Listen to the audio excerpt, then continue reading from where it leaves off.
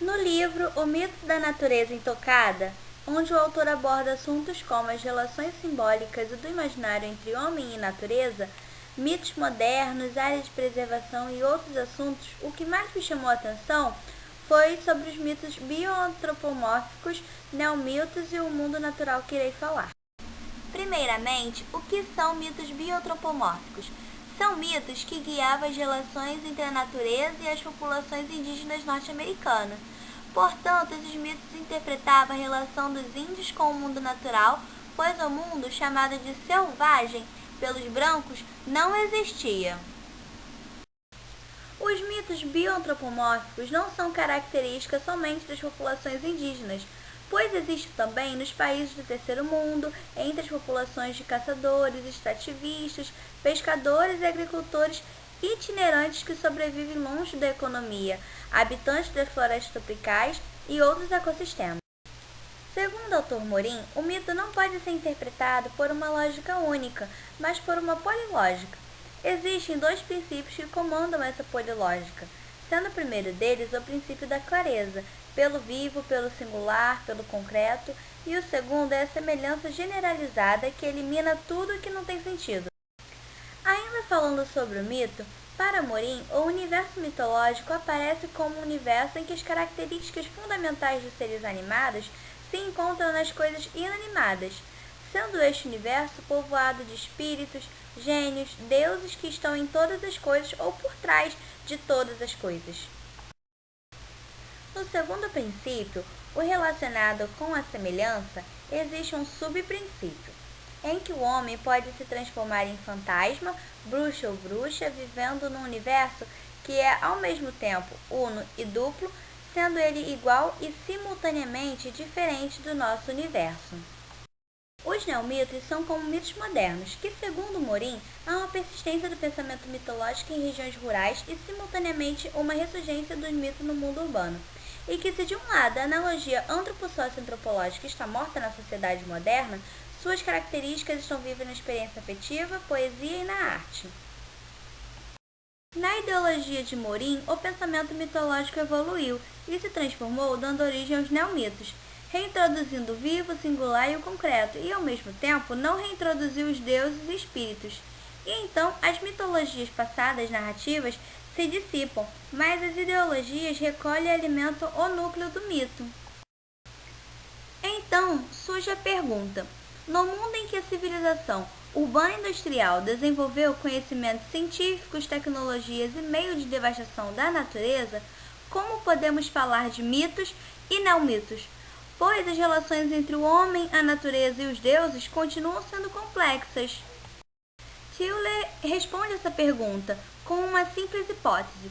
Se uma antropologia neutra fosse possível, não poderias deixar de tocar pontos sensíveis e complexos de nossa história cultural, explicando assim que chegar no complexo é inevitável, mesmo sendo uma coisa ou fato totalmente simples.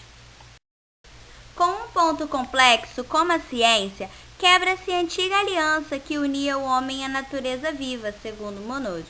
Porém, Mircea Eliade traz que os mitos relativos à natureza têm vida longa e resistem às invasões da ciência. Com isso, quem é que está certo e quem é que está errado? Na verdade, não tem o certo ou o errado, e sim a consciência de que os mitos antigos ressurgem de um jeito inusitado e espontâneo, com interesse quase religioso e com um verdadeiro vigor apocalíptico, e traz consigo o mito conservacionista, com a necessidade da proteção da natureza e salvação da humanidade. Esse conceito de proteção à natureza funciona com uma fusão do pensamento racional e mitológico. O pensamento racional se baseia nas funções ecológicas e sociais da natureza selvagem, por exemplo, a biodiversidade. Já o pensamento mitológico na ideia de paraíso perdido. A idealização de paraíso perdido é básica nos mitos bioantropomórficos e nos neomitos, expressando que tudo que poderia ter sido, mas não foi, o desejo de que pudesse ser algo totalmente diferente do momento presente e definitivamente inacessível, tornando-se perdido. Quando observamos áreas naturais que são preservadas, nos traz a sensação de refúgio, onde nós possamos nos proteger da vida urbana social. E essas áreas estão nos lugares mais profundos da nossa imaginação. E, ao mesmo tempo, essas imagens remetem ao pensamento mítico simbólico. Devemos ter em mente que os diferentes mitos em relação à conservação do mundo natural de nossos dias ainda estão presentes atualmente, sendo esses mitos de maneira antagônica na maioria das vezes, podendo ser denominados como tradicionais ou modernos, segundo os diversos tipos de sociedade. Nas sociedades primitivas e tradicionais, há uma fusão do homem com a natureza em diversos tipos de atividade, como as técnicas, a produção e a do fazer. Essas características são muito mais claras nas sociedades indígenas norte-americanas, por exemplo, mas elas se fazem presentes em culturas mais modernas com alguma mistura.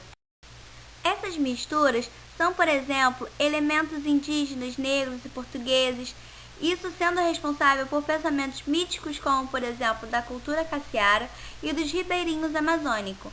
Entretanto, os pensamentos religiosos contribuem também para a formação dessas ideologias míticas. Levando em conta a importância da fusão do homem e a natureza nas populações tradicionais, a ideia de que parques ou áreas naturais protegidas excluam as populações tradicionais não é compreendida pelas culturas com base no pensamento bioantropomórfico.